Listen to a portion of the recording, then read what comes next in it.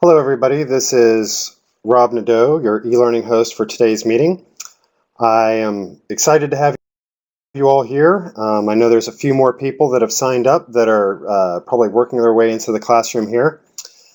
I am very excited to have Dr. Fratkin back with us. He has done a integrative medicine and TCM series with us just last year. And Jake Fratkin has been a doctor of Oriental medicine since 1978. Combining Chinese herbal medicine, Japanese meridian, balance acupuncture, and nutritional medicine. He has authored numerous books, including recently published Essential Chinese Formulas, and is the co-author with Dr. Zhang Shenping of Case Studies in Autoimmune Disease.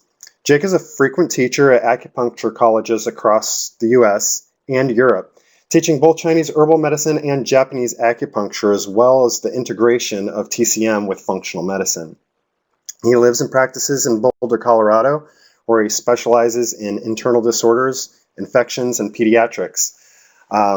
Pacific College of Oriental Medicine and the Pacific Center for Lifelong Learning are very proud to introduce you guys to Dr. Jake Paul Fratkin for another great series. Thank you, guys, and I look forward to a great class. Thanks, Jake, for being here. Good. Thank you. Thank you, Robert. Is my sound good? Can you hear me all right? Yeah, you sound great. All right. So welcome to the class. We did a 13-part series for Pacific, which are available as individual classes or as the whole group, on integrating functional medicine topics with TCM.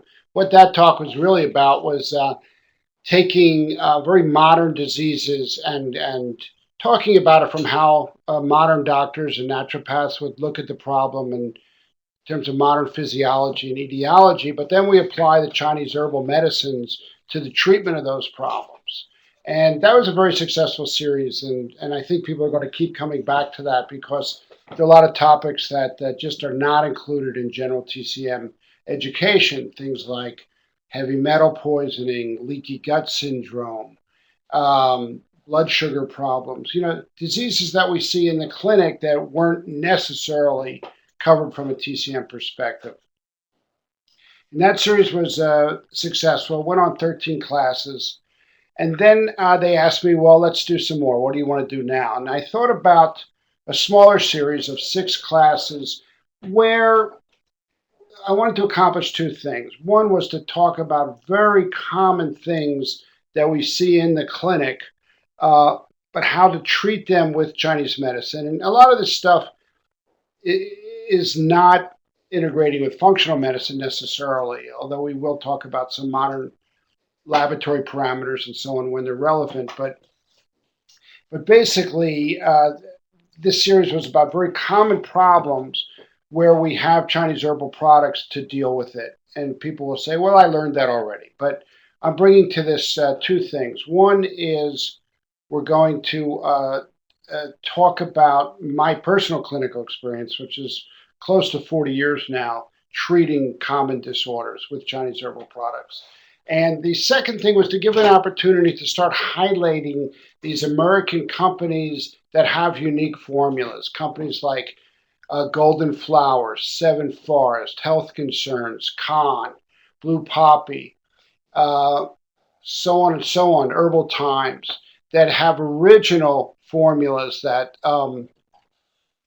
that are not necessarily covered,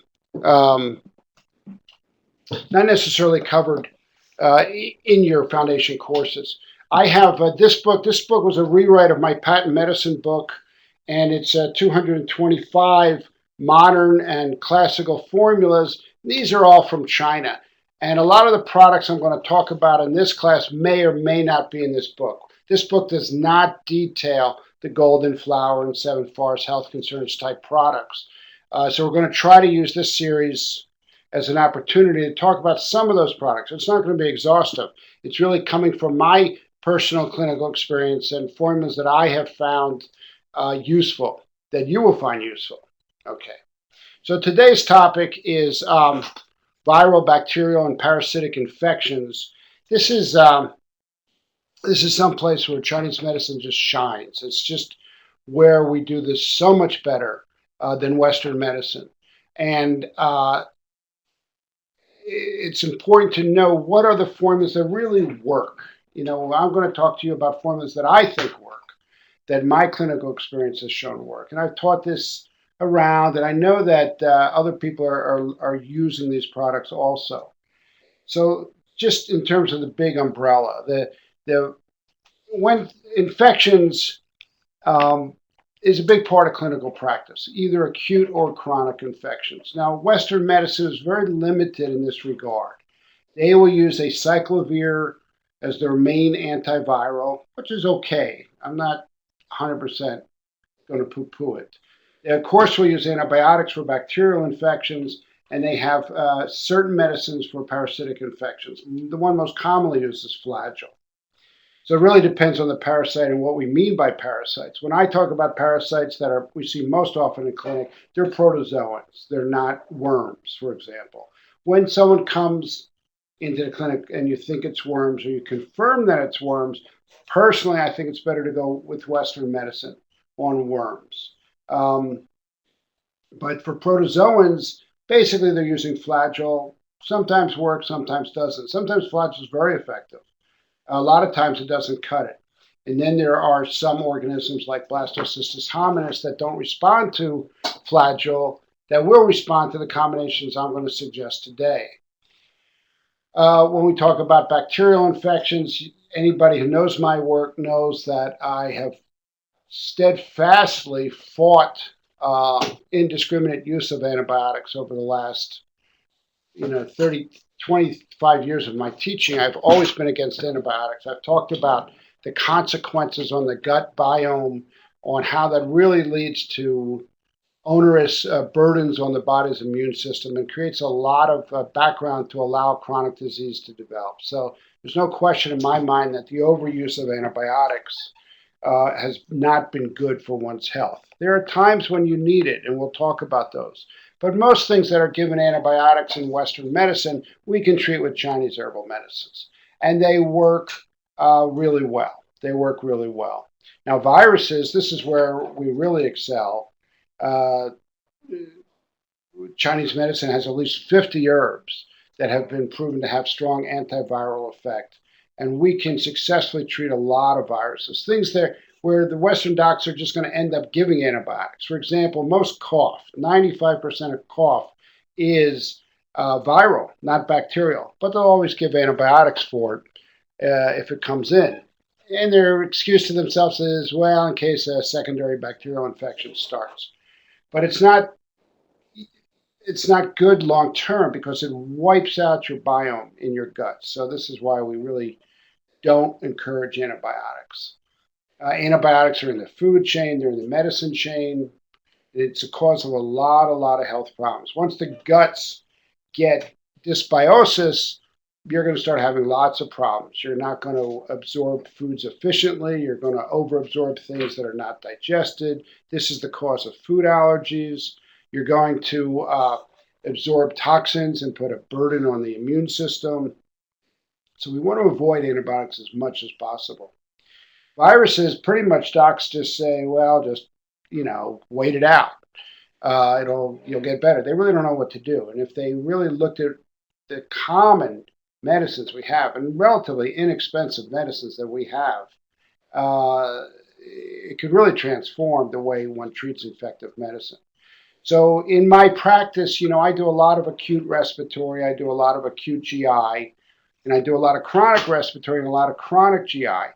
And a lot of these are due to infections. So I'm very big on fighting infections with Chinese medicine. I think that Chinese medicines are particularly effective at fighting these things. All right. So what you should have downloaded. I don't know, do they have a place here for download of the notes? I don't see that, Robert, that they could download the notes. Did they put that in there? Yeah, I see it down there. Okay. Down below in the very right-hand corner, it says common disorders. There should be handouts where you can download your handouts. I don't see it there, Robert. I hope it's there. So you can, the handout notes on all these classes, I think it's good to print it out before the actual class, staple it, have it, and then you can write any notes that I'm putting on with it. And Robert just explained how to do that. Click on the title and hit download. And if you're going to take these classes, print it out ahead of time, and then it'll be much easier to go along with the flow. What I'm going to have up on the screen here is exactly what you have in your handout notes. So not to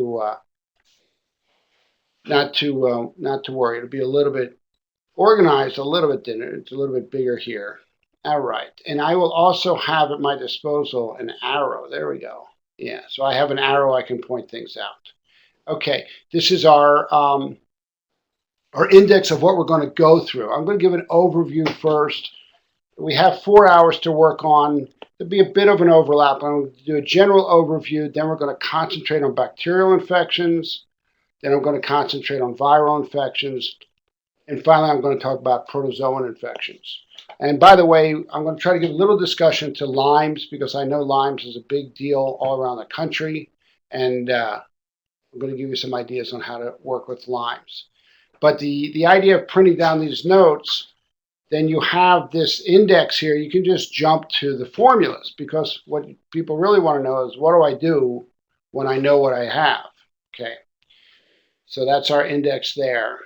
In the very back, in the very last page, it says code letters of the herbal companies and index of the herbal categories. When I talk about formulas, those are a bit backwards. On the very last page is the category of 30 herbal categories by code letters. You'll see when we get into it, if you're not familiar with the way I work. That allows us to really talk about a herbal formula with more focus.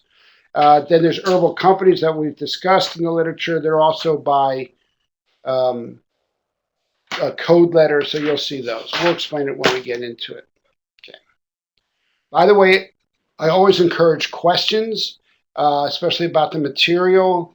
If you have questions, especially about clarifications of something I said, please feel free to type that in. Okay. Okay, so let's just give an overview of the TCM pathology, the physical, not TCM, but the regular pathophysiology of infection. So what an infection is defined as a reaction to an invasion by a disease-causing organism. That's how it's defined. It's a reaction to an invasion by a disease-causing organism. We have 5 basic groups of infectious agents. The first is bacteria. The second is virus. The third is protozoan. The fourth is worms, and the fifth is fungus. These are considered different. Some medicines we use that are antiprotozoans can be antifungal.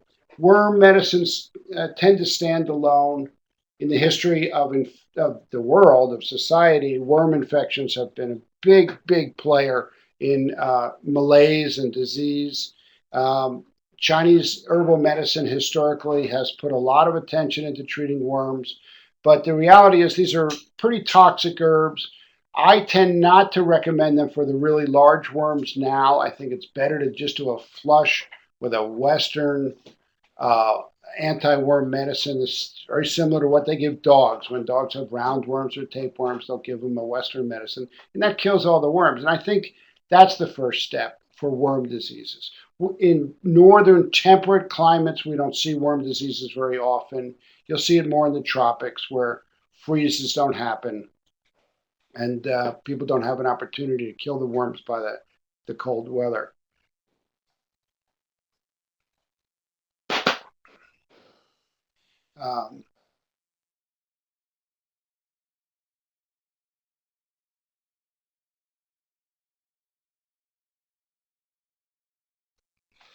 My throat's a little froggy today. So worms, I say default to the Western medicine if possible. Fungus is another problem. Fungus, we talk a lot about in our leaky gut lecture with Candida. You can get it from Candida, which is after antibiotics, or you can get it by living in a fungusy area. For example, if your home has fungus behind the walls. Excuse me a second.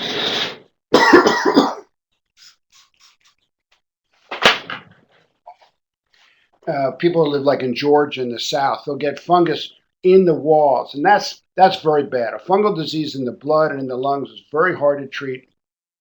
Western medicine is not very good at it.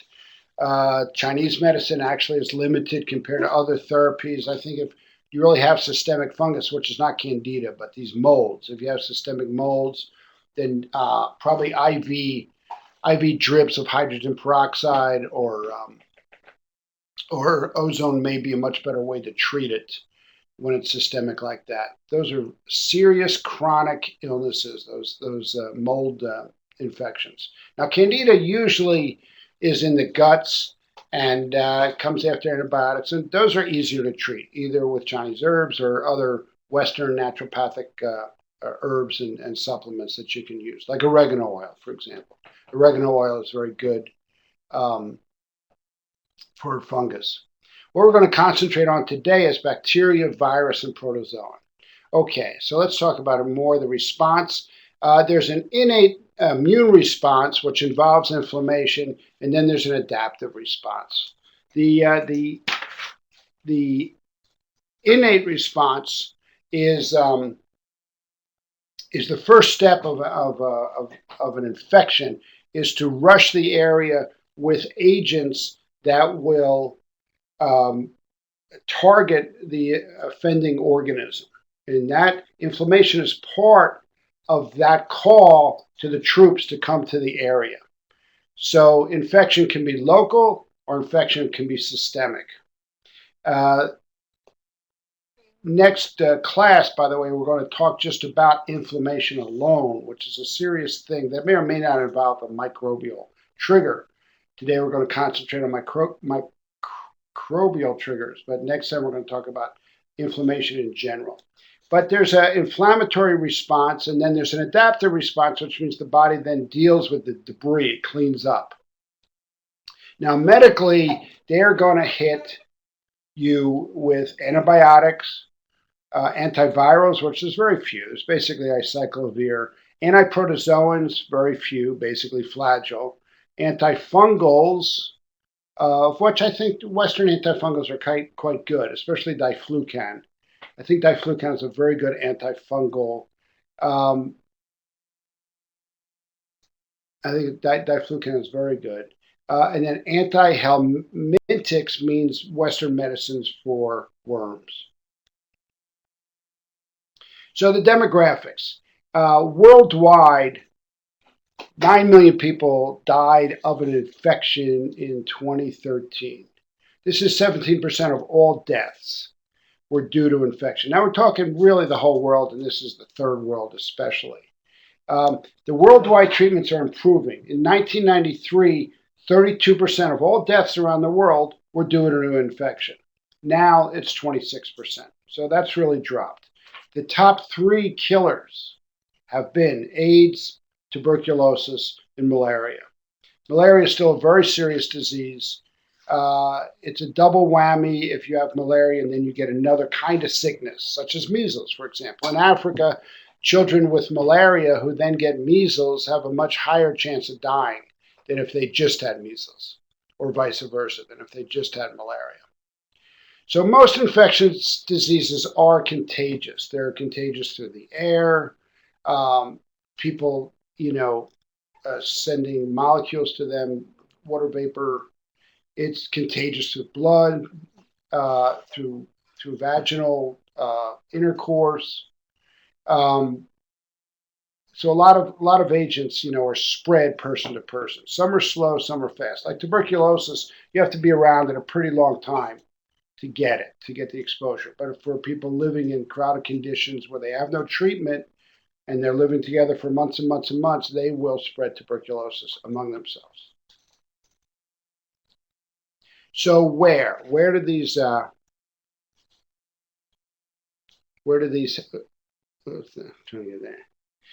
happen? Common locations. Okay, let's talk about these. And this is not by most common, it's just a list. Urinary tract infections. This is stuff I want to talk about clinically, stuff we see now. Now, urinary tract infections, I haven't targeted here in this class, but you should just know that the Bajang-san is the main medicine we use for that. You know Bajengsan, Bazhengsan, Bajengsan. And incidentally, all these are in this book here, which is my new book, really summing up most of the formulas and who's got them. I'll take a formula like Bajengsan and say availability, who's got it, which manufacturers have it, what are they calling it. Bajengsan is specific for urinary tract infections in the bladder. The Chinese historically have actually will also use it for kidney infections. And I think you can, but once a bacteria migrates from the bladder or urethra up into the kidney, it becomes more serious. And that's one of the stages where I say it's okay to use antibiotics. But when it's in the bladder, Bajengsan will knock it out right away. 1, 2, 3 doses will usually do it. I tell women, try Bajengsan for 24 hours, 48 hours. If it's not better, then consider antibiotics, because 90% of the time, a UTI will respond to antibiotics. And UTIs are one of the main reasons antibiotics are given to women. It's very commonly given. You have a UTI, here's your antibiotics. Remember, the goal is to keep down the antibiotics, They hurt you.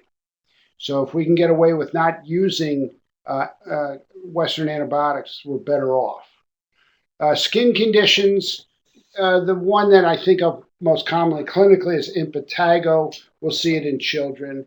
Impetigo can actually, a lot of times, respond to a topical antibiotic cream like you can get in Walgreens in the drugstores. We'll treat it with an internal medicine to treat bacteria, which we're going to discuss. And then you can use topicals, you can use a Walgreens antibacterial, or you can make your own herbal antibacterial topically. But I consider impetigo to be a systemic disease. So you want to get the infection inside also. Again, not necessary to use antibiotics. Now, sometimes in skin problems, we'll combine one of the antibacterial products that I'm going to recommend with a skin type formula, a skin formula like Lianxiao Jiedupian or Xiaofengsan. In here is a whole chapter on common products for the skin. So you can combine them if you want to. That works out okay. Respiratory tract. This is a whole discussion in itself. And my last lecture, which will be next September 10th, will just be on respiratory tract infections, throat, ear, lungs. It's such a big part of clinical practice, treating cough, common cold and cough, that I put it at the end because that's when coughs and colds are going to start. No sense starting in spring and summer talking about these things, because the big era for that is between October and March, respiratory. And Chinese medicine just has the best approach to respiratory infections. And my personal clinical practice, I feel like that's a lot of what I do is acute respiratory. So I recommend that you tune in for that class on September 10th. We're not going to talk about respiratory infections today because it's just a huge subject and we really want to focus on that. Tooth infections. Let me just divide infections in between internal and external. An external infection means that it's on the epithelia. It's on the skin. But epithelium is also the inside of the body too. The digestive tract from the nose and the mouth all the way to the anus is the skin. It's epithelial tissue. Epithelial tissues is very exposed to the outside world, and so has a lot of immune agents right there to work on stopping infections. Now, the main thing the body uses in an epithelial infection, its first line of defense, is foreign bacteria, bacteria that we live with, symbiotic bacteria that we have lived with for millions of years, our evolutionary forebears. It's so much so that the DNA of the bacteria has evolved with our own DNA. And we count in the digestive tract, for example, 80% of what we will use for a defense against a foreign microbe is bacteria, foreign bacteria. That's our good bacteria, our probiotics. This is our biome. Our biome is going to attack with enzymes inside the probiotic is a bacteria that'll secrete an enzyme that'll destroy bad bacteria. It'll attack viruses. And when we take antibiotics, we wipe that out. We wipe out that first line of defense. And now our body has to come up and deal with what the biome had been doing previously, and that exhausts our immune system. But anyway, when it's an epithelial infection, besides the bacteria, we can attack it very well if we can get to it, if we can touch it. We get our herbs on there, our antiviral and antibacterial herbs, we will destroy those microbes. So what I'm saying here is this is where Chinese herbal medicine works great, when it's in the epithelial. The ears, the eyes, the skin, the nose, the throat, the gums, the lungs, and then vagina, bladder, and so on. All this is epithelial tissue. And if it's epithelial tissue, we can treat it. Now, tooth infections, so one kind of infection is in the epithelial tissue. The other kind is inside. So one part of inside is the blood. Another part of inside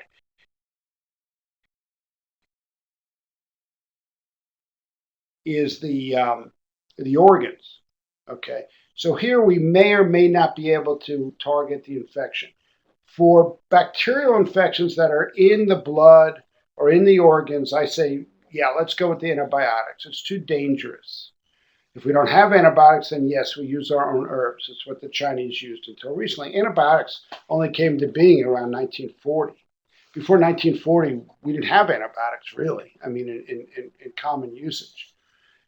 So in the West, they had infections and they died. In the East, they had infections and they survived. Why did they survive? Because we had herbs that could attack those bacteria and viruses. Chinese medicine was never afraid of these infections, septicemia, heart infections, kidney infections. They would treat all of them. But now, because the more serious internal infections are going to be hospitalized, they're going to use antibiotics. That's fine. That's the case where you need antibiotics. You know, a person should need antibiotics maybe 3 times in their life at the most. All these other infections we can treat with what we have. And the only people using Chinese herbs to treat these infections are TCM practitioners. The naturopaths aren't using it. The chiropractors aren't using it. The medical doctors are not using it, which is a real shame because our numbers are quite small. 15,000 of which maybe half are using Chinese herbs, so maybe 7,000 people are using Chinese herbs in this country. It's ridiculous. It's really small. But so strong. Our herbs are so strong, so effective. All right. So tooth infections, if they're from the inside, may need antibiotics. But most tooth infections,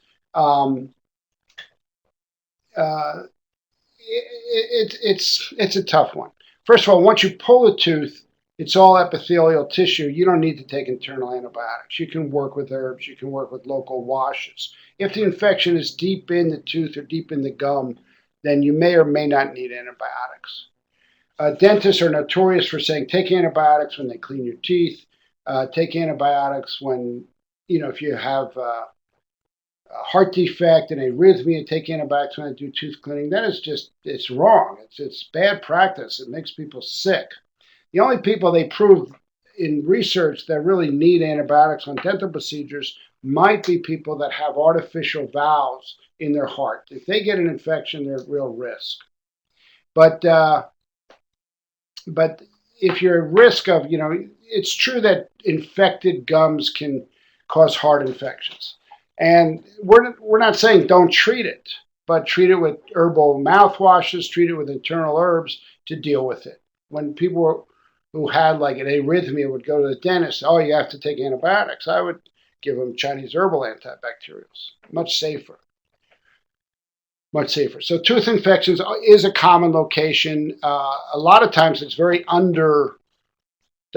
I mean, most of us in our profession, our population is of the demographics where they have good dental hygiene, but historically, a lot of people, not only historically, but demographically, do not have good oral hygiene, and they have a lot of low-level infections in their gums. Now, these bacteria in there will migrate around the body and cause a lot of inflammation. They've definitely done studies where people with low-level bacterial infections in their gums have a higher rate of heart disease, higher rate of problems in their heart from inflammation. Jake, I would venture that those with artificial joints might also need antibiotics for deep dental work since the bacteria can hide out in these joints. Yeah, James Lerner, Jim Lerner, that is a good point. This is the problem with these new implants. They're becoming very common. Hip replacements especially, but also knee replacements, shoulder replacements. These metal replacements will do very badly in an infection. The problem with teeth work is bacteria can migrate. But I still think that if you do herbal washes, mouth washes to get rid of the post-dental work, and then internal herbs, probably doing okay. I'd be curious how much infections really do show up after dental work. And then the question is deep dental work versus tissue dental work. If you have an implant where they go into the bone, that's deep. And they recommend antibiotics for that in general, and I agree. If you have a tooth implant into bone, you should do antibiotics because if you get an infection in your bone, that's very hard to shake. But if the infection is in the gum, I think we can get it with our medicines. I really do. And I'm not convinced that everybody with a joint implant will need antibiotics when they have dental work. It depends what you mean by deep. If it's going into the bone, then yes. But just around the gums, I think we can get all those. Okay, there's a product called Yin Care. Yin Care is a concentrate. They used it originally for vaginal infections. They have a mouth care product. And I don't mention this in my notes. They might write this down. Yin Care has a mouthwash, which is very antimicrobial, which you can use to mop up after that or with infections. But most gum infections around the tooth really are epithelial tissue, and we can get to it. Vaginal infections, usually it's a couple different types. Some are fungal, like trichomonas.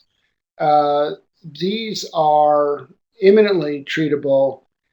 One study showed that for women who had chronic vaginitis, 80% of them had intestinal candida.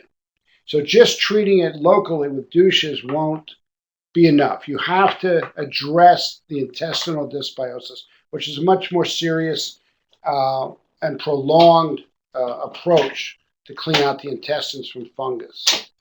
One of the things I really don't like now, in pregnancy, they'll do a swab of the vagina right before delivery, and if they culture strep, they want the woman on antibiotics.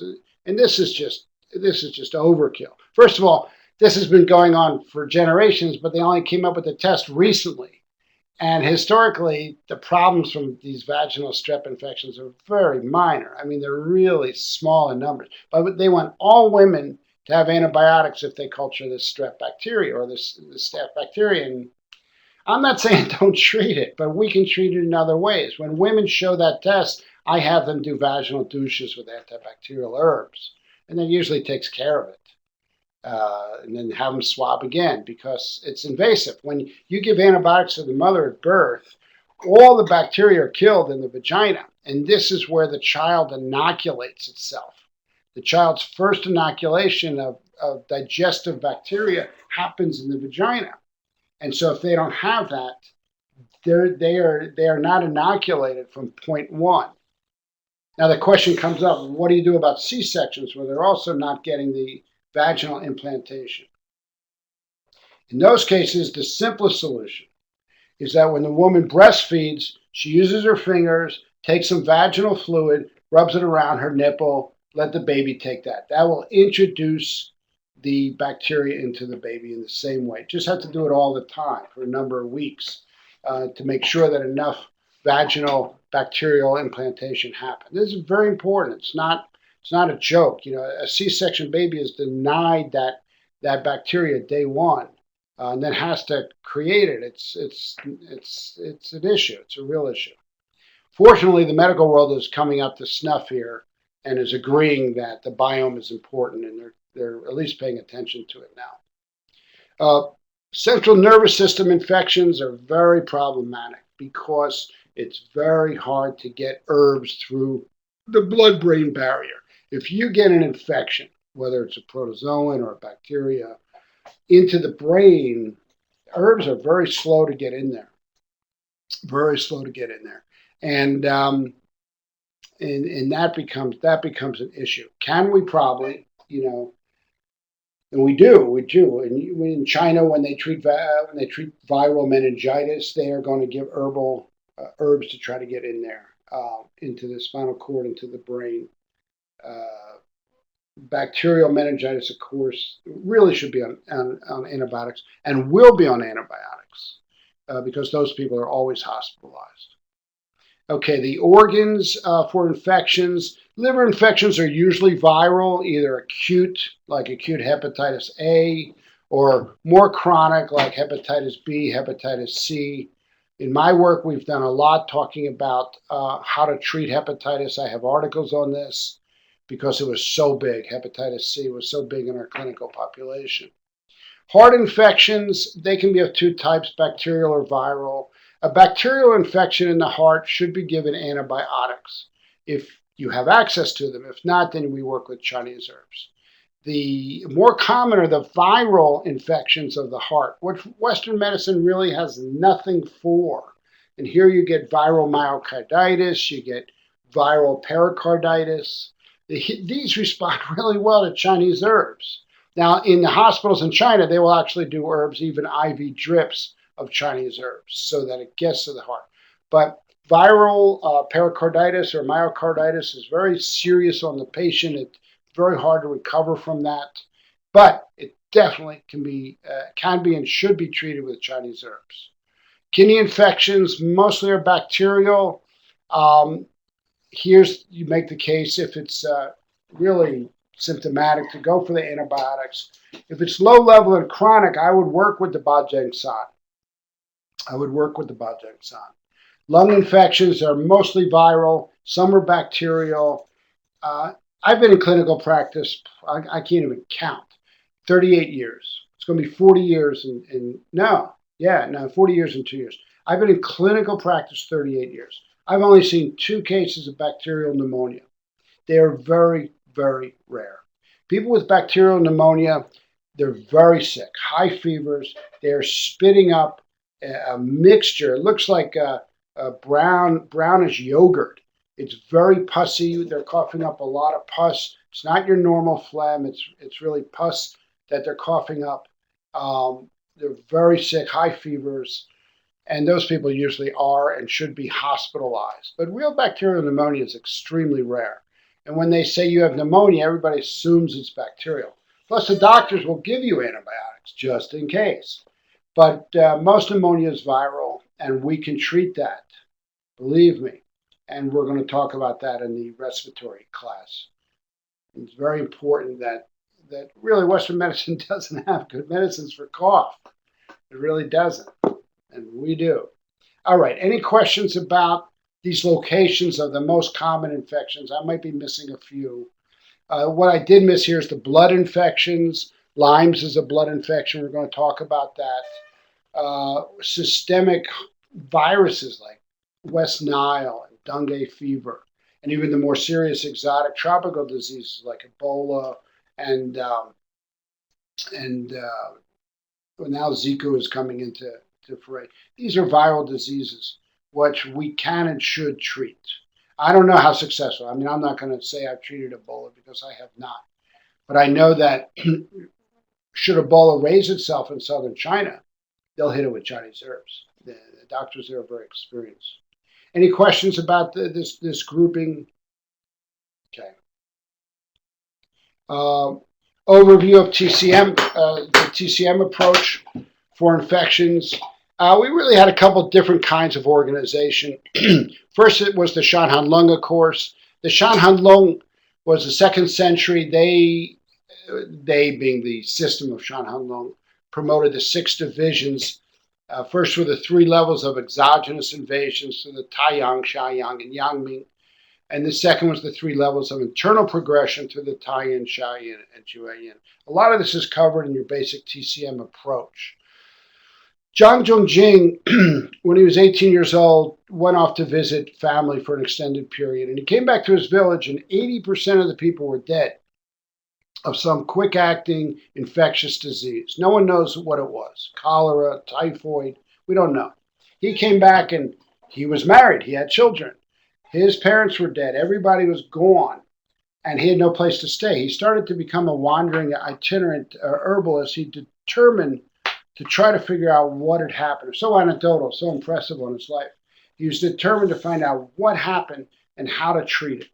And so he spent a good part of his life going around and studying with different herbal masters and writing down prescriptions. So in his Shanhan Long and later the Jingui, we don't know, are these his discoveries or were they his teachers that he wrote down? Of course, Zhang's big contribution was his commentaries on the approach.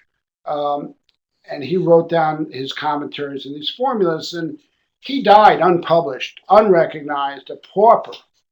But his papers were saved and they made their way to the Imperial Medical School that was just organizing in the Han Dynasty, and they separated. Wang Bi is thought to have separated the formulas into six division formulas. This became the Shanhan Long.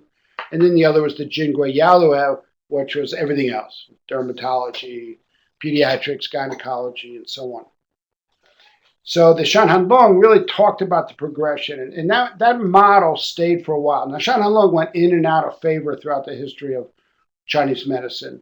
But basically, it was called Treatise on cold-induced disorders. And there are still people that practice Shanhan Long very authentically, and I admire them for their authenticity. And, but Chinese medicine has just evolved, continuously evolved. And the doctors write everything down.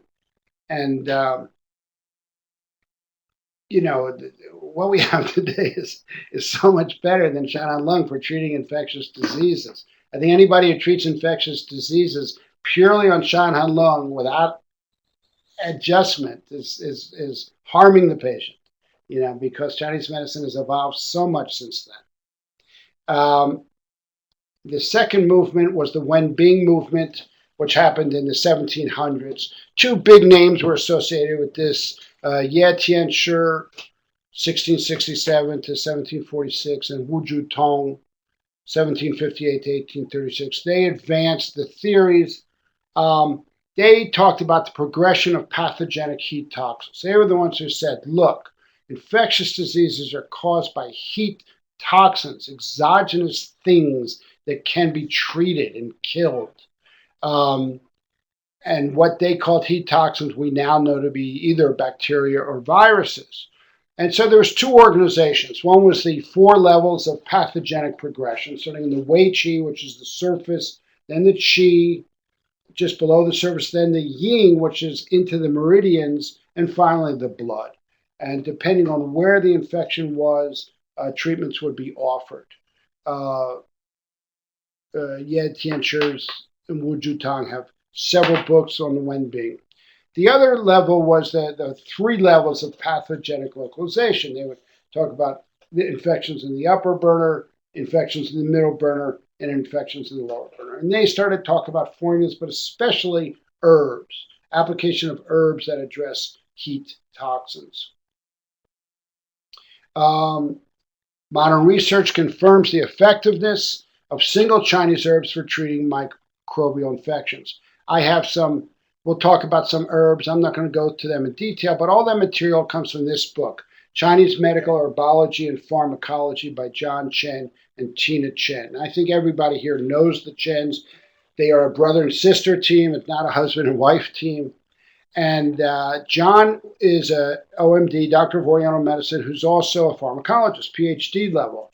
And he's known as being the guy talking about interactions of Western medicines with Chinese herbs. He's the go-to expert on that. But more importantly is his work on materia medica and prescriptions. His books rival those of Bensky and Bensky's group, Bensky, Barley, Gamble. They're all very good books, and Andrew Ellis. But they're very, because John is a native Chinese reader, he really goes into the literature from China, and his materia medica is really excellent, or their materia medica is excellent, and their formula book is excellent. They cite a lot of research whenever they can. They'll cite whatever they found. It's not, may not hold up to the most thorough, but it's really instructive.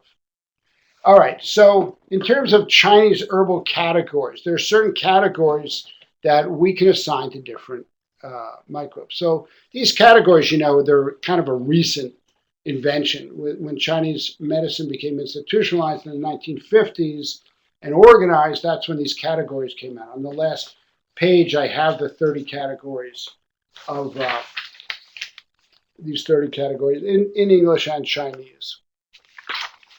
So the one category, which I label as DB, clear heat drain dampness, Qing or Lisher, these are all these herbs have been found to have antibacterial and anti-protozoan effect. Clear heat drain dampness. They include all the Huang herbs, which have berberines in them. Then we have clear heat resolve toxins, Qing or Juedu. This is category DD. All these herbs have antiviral effect. Before the institutionalized Chinese medicine in 1950s, we had about 5-7 herbs commonly used for viruses. But since 1950, so many herbs have been discovered and talked about that now Bensky has 35 herbs in this category, and John Chen and Tina Chen have 50 herbs in this category. So the area of antiviral herbs has really been developed. So you'll see in these antiviral formulas a lot of those herbs from DD. Finally, there we have a category called kill worms, Sha Chong. This is category Q, and these have not only anti-helminthic effect, but also anti-protozoan effect. All right. So what I want to say about the discovery of these new antiviral herbs. A lot of people who come out of the very classical training, Shan Hanlong training and so on, they'll look at my work and they'll say, oh, you're very Western oriented. You're just killing viruses, you're just killing bacteria instead of really understanding how the body's affected.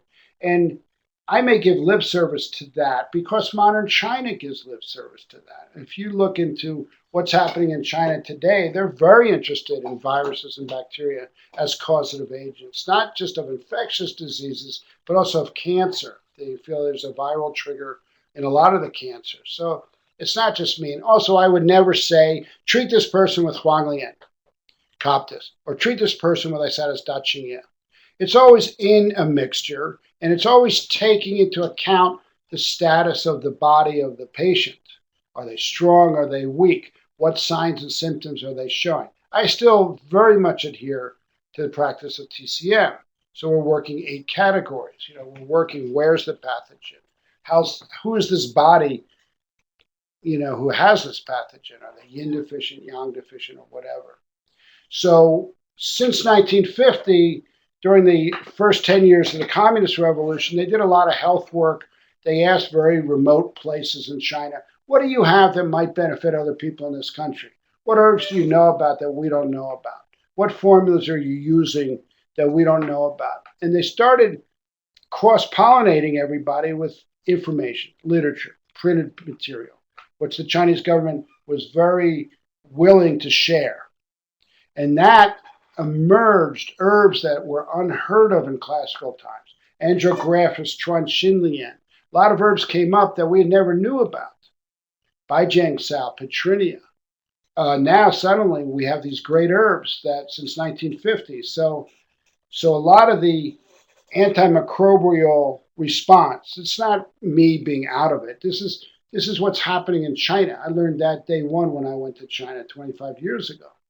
The reliance on herbs with antimicrobial effect. So what we do on these series, and I'm doing a lot of them now with Pacific, we have 4-hour classes. At the end of 50 minutes, we take a 10-minute break.